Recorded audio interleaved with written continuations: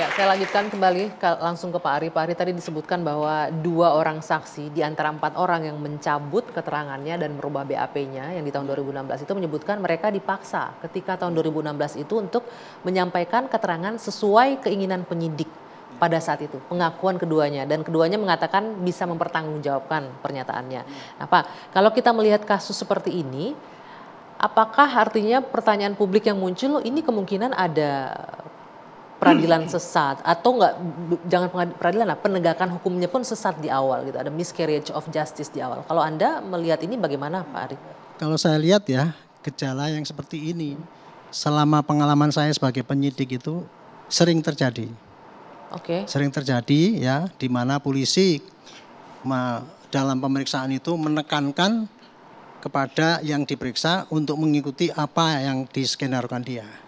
Itu memang pernah terjadi juga gitu. Jadi singkatnya polisi biasanya kalau untuk menjebloskan orang itu supaya goal masuk dalam tahanan atau dihukum, itu mereka selalu menekan untuk memberikan pengakuan seperti itu. Itu sering terjadi pada masa yang lalu. Ya.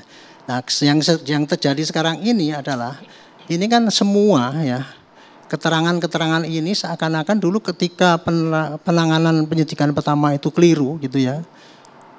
Taruhlah ditangkap tidak pakai surat-surat dan kemudian dipaksa suruh ngaku seperti ini gitu kan. Semua kan kayak gitu. Yeah. Gitu.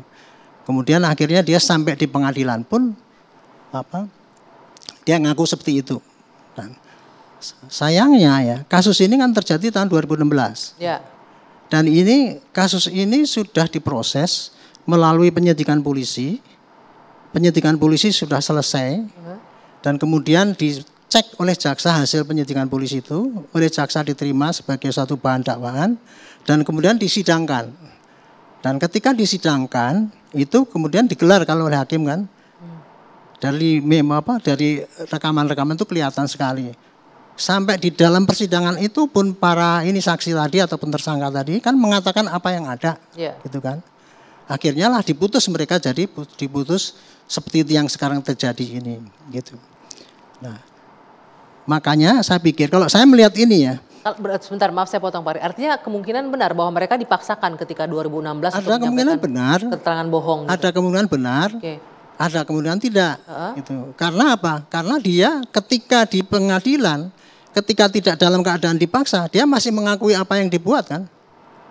Kan kalau di pengadilan kan tidak ada penekanan kalau di pengadilan. Di pengadilan tapi juga. Tapi waktu pas Pram di pengadilan, Pram jawab jujur seadanya, bukan seperti yang di BAP diarahkan oleh penyidik. Pram bilang dari rumah Ibu Nining, terus ke rumah Hadi, setelah di rumah Hadi diajak oleh Teguh beli nasi kuning, balik lagi ke rumah Hadi sampai pindah ke rumah kontrakan Pak RT sampai tertidur. Bilang seperti itu waktu di pengadilan disebutkan. Iya, waktu di persidangan. Tidak sesuai dengan BAP-nya tuh Pak Ari. Iya. Itu kan sepotong cerita yang tidak cocok dengan BAP ya. BAP yang dibuat oleh polisi itu kemudian nanti akan dicek oleh Pak Hakim. Dia akan ditanyakan kira-kira kejadian yang sesungguhnya itu seperti apa gitu. Jadi pasti ada juga perbedaan-perbedaan ya, bagiannya kecil gitu ya. Itu tidak persis kadang-kadang dengan kenyataan dari saksi itu. Makanya lah waktu itu kalau di dalam suatu penyidikan biasanya kan diadakan rekonstruksi. Nah itu untuk memudahkan hakim kira-kira membayangkan ceritanya seperti apa. Pada rekonstruksi teman-temannya juga menolak kan? Anda bagaimana? Ingat nggak waktu rekonstruksi? Iya menolak teman-teman. Menolak? Anda juga menolak? Atau ngikutin sesuai BAP? Ya itu sampai di rumah Hadi aja. Oh, karena ngikutin BAP-nya. Iya. Nah, sementara pelaku terdakwa yang lain karena sesuai BAP yang dipaksakan itu terpaksa. Iya, seperti itulah. Jadi saya teruskan ya cerita saya.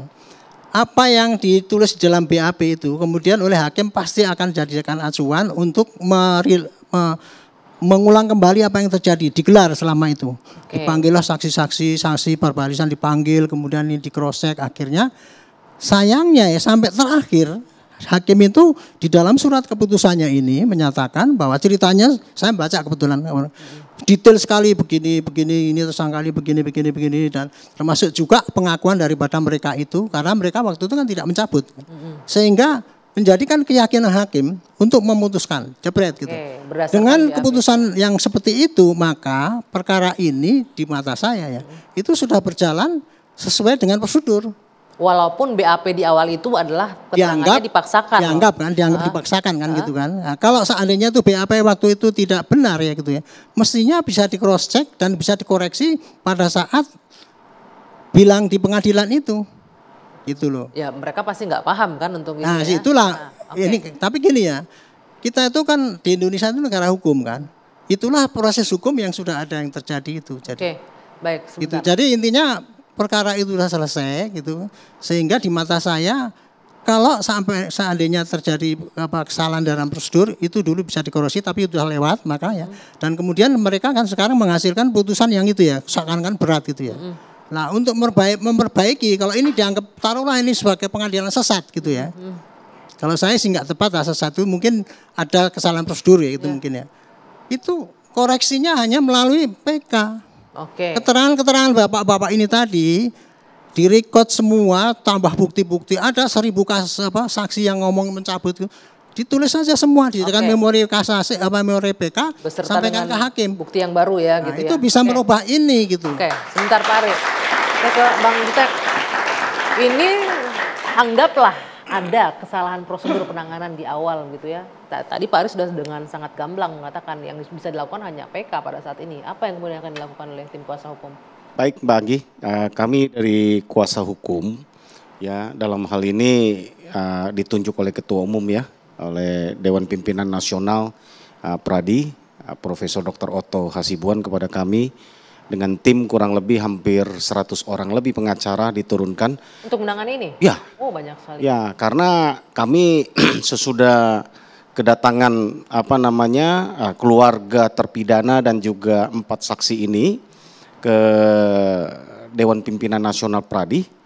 Saya selaku Wakil Sekjen, di sini ada Bang Ruli Panggabean adalah Wakil Ketua Umum DPN. Jadi kami coba masuk mendalami, memang kami melihat ada banyak kejanggalan. Kejanggalan yang dimulai dari LP. Dimulai dari penerapan, ya kita sudah tahu lah bahwa itu ya prosedurnya banyak yang dilewat. Seperti ya bahwa ini kan penanganan banyak saksi dan ada tersangka waktu itu di tahun 2016 yang masih di bawah umur. Ya. Kalau di bawah umur itu wajib didampingi oleh keluarga, oleh kuasa hukumnya atau pekerja sosial atau orang tuanya. Ya, pada saat itu keterangan mereka tidak ada didampingi. Tidak ada didampingi, ya. Sehingga mereka tertekan. Itu salah satu yang kami persoalkan. Betul apa yang Pak Ari katakan tadi, memang dalam rangka kalau ini buat kami juga sama, bahwa ini sudah inkrah, sudah menjadi sesuatu yang harus kita hormati putusan pengadilan itu.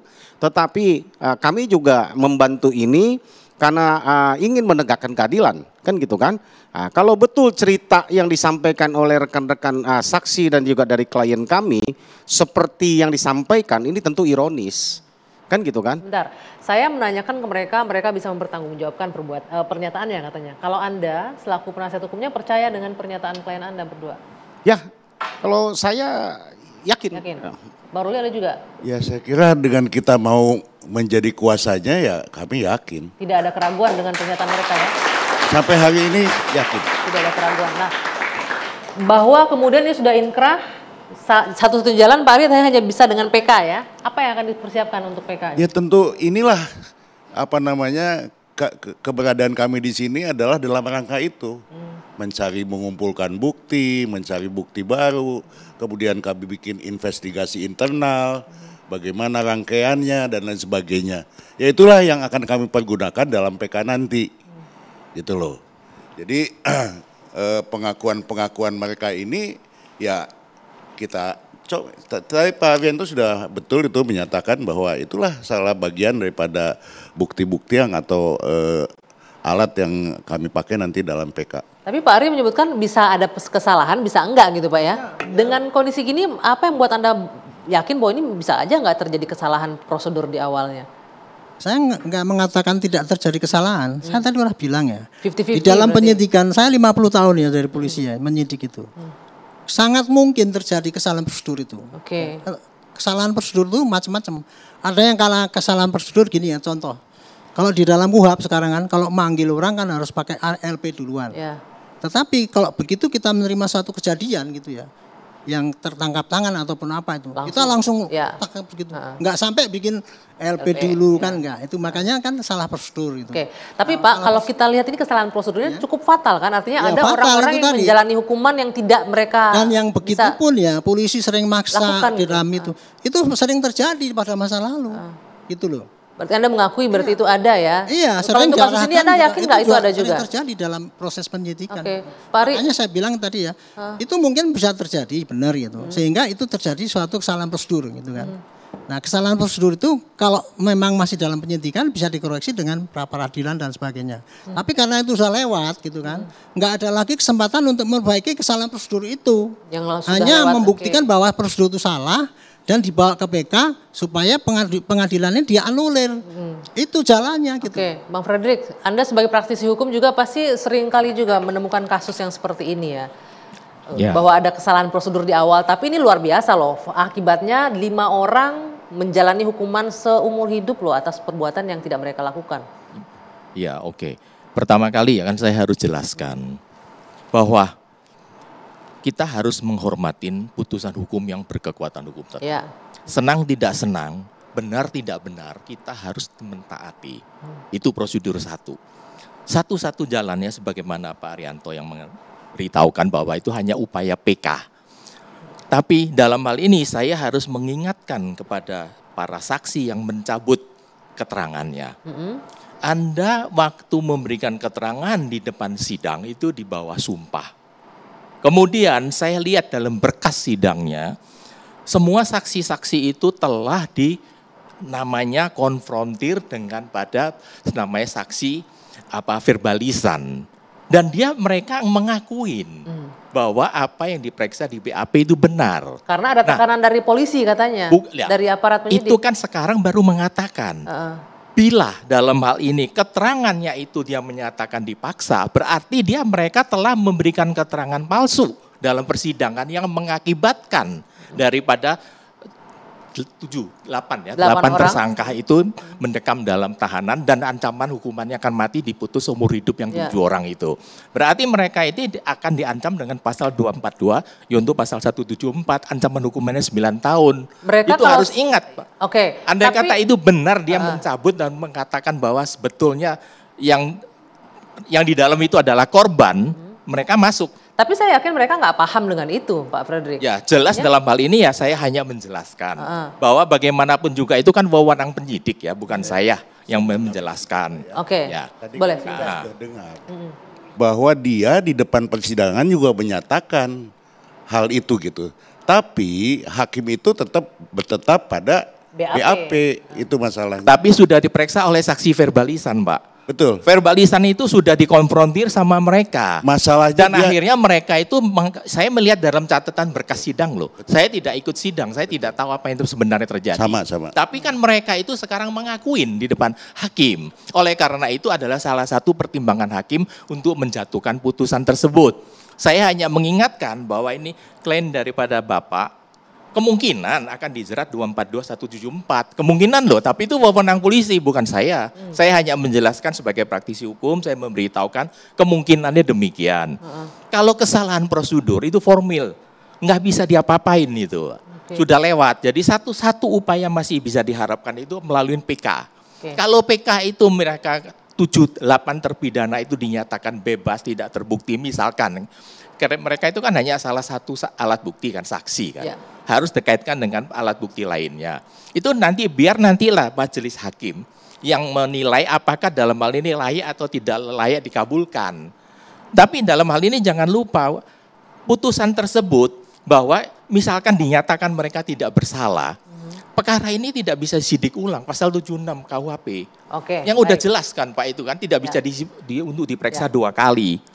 Ya berarti akan menjadi bumerang ini. Baik. Nanti saya juga akan menanyakan ke Mas Pram dan Mas Teguh bahwa ada ancaman bahwa memberikan keterangan palsu di persidangan. Tapi saya yakin mereka juga tidak paham itu ketika memberikan keterangan. Kita akan bahas usai jeda saat lagi di Dua Sisi. Tetaplah bersama kami.